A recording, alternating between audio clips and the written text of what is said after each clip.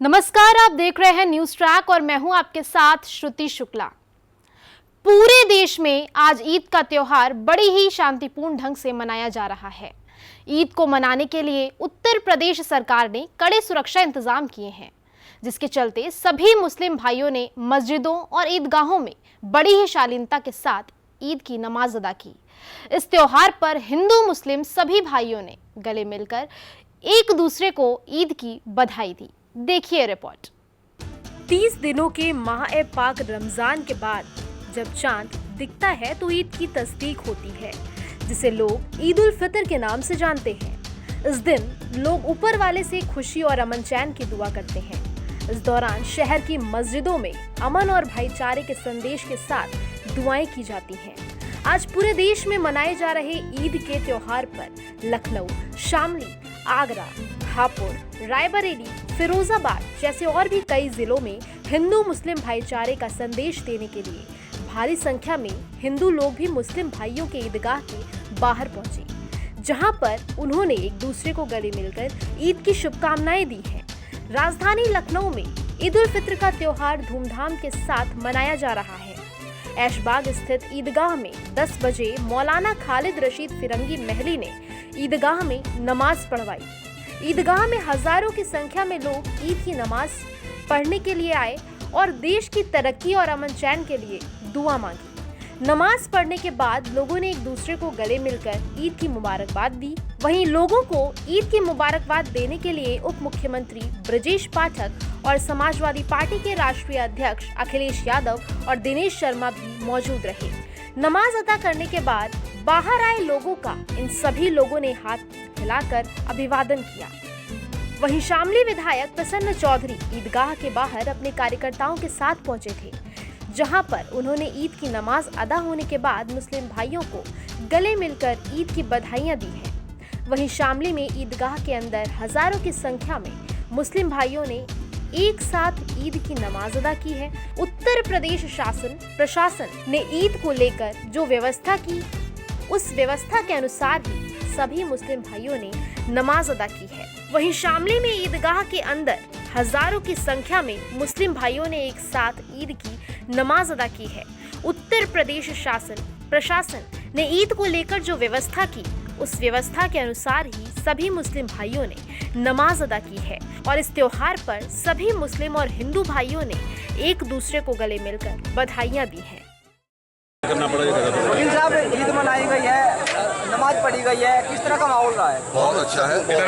है कि ईद में हमने सबने दुआ करी, हमारे देश में खुदारी भाईचारा रहे।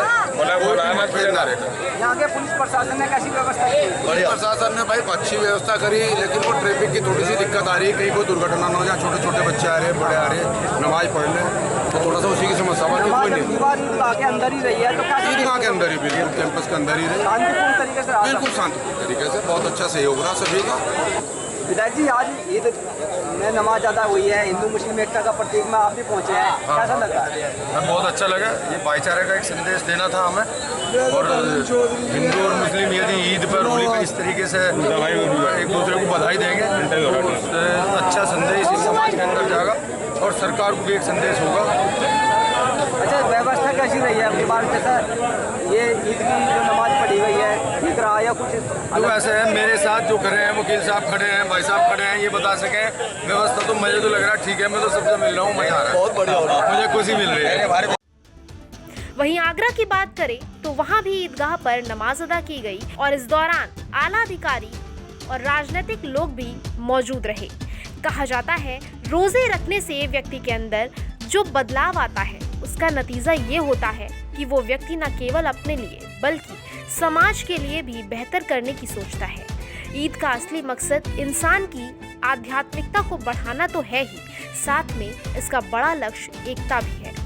जहां रमजान में रोजेदार घरों और मस्जिदों में सुबह की नमाज के बाद इबादत करते हैं, वहीं ईद के दिन सुबह से ही चहल पहल होने लगती है। घरों में सेवइयां और अन्य पकवानों की खुशबू आनी शुरू हो जाती है।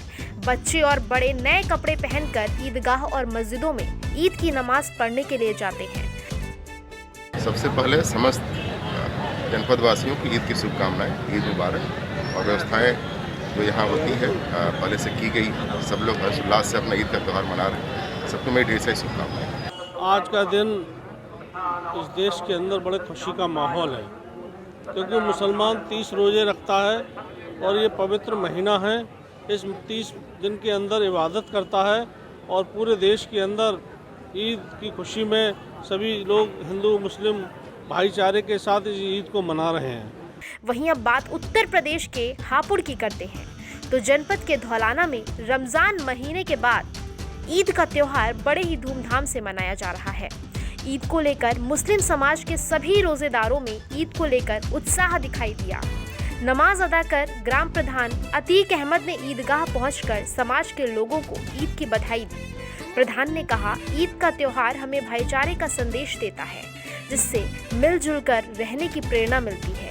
वहीं ईद को लेकर सभी जगहों पर ईदगाह कमेटी के लोगों ने सड़क पर यातायात सुचारू के कड़े इंतजाम किए, तो वहीं पुलिस की तरफ से भी सुरक्षा व्यवस्था के कड़े इंतजाम रहे। अपने क्षेत्रवासी और धौलाना वासियों को ईद की शुभकामनाएं देते हुए मैं प्रशासन का शुक्रिया अदा करूंगा कि प्रशासन ने हमारे पूरे क्षेत्रवासियों को अपने ईद यहाँ हमारे धौलाने कस्बा धौलाना में ईद की नमाज सकुशल जो है नमाज अदा कराई है। और मैं अपने सभी क्षेत्रवासियों को इसकी हार्दिक शुभकामनाएं बधाई दूंगा कि उन्होंने इसमें प्रशासन का भी सहयोग करा और सभी का सहयोग करते हुए ईद की नमाज को सकुशल करा। इसके लिए मैं सबको शुभकामनाएं देता हूँ, ईद की बधाई देता हूँ। अब बात रायबरेली की करते हैं। यहाँ पर भी शांतिपूर्ण तरह से ईद की नमाज अदा की गई। एसपी श्लोक कुमार के नेतृत्व में चप्पे चप्पे पर पुलिस के जवान तैनात रहे और ईद की नमाज सकुशल खत्म कराने में बड़ा योगदान रहा। इस दौरान शहर की ईदगाह में नमाजियों की जबरदस्त भीड़ देखने को मिली। यहाँ नमाज के बाद मुल्क में अमन चैन की दुआ के साथ ही कोरोना महामारी से जल्द छुटकारा मिलने की भी दुआ की गई। वहीं नमाज के बाद लोगों ने एक दूसरे के गले मिलकर ईद की मुबारकबाद दी। इस मौके पर ईद की नमाज अदा करने आए रायबरेली के जिला जज अब्दुल शाहिद ने सभी को ईद की मुबारकबाद देते हुए अमन चैन की दुआ की। उन्होंने कहा कि 2 साल कोरोना के चलते ईद की नमाज मस्जिदों में ना हो पाने के बाद आज ये मौका फिर से हासिल हुआ है।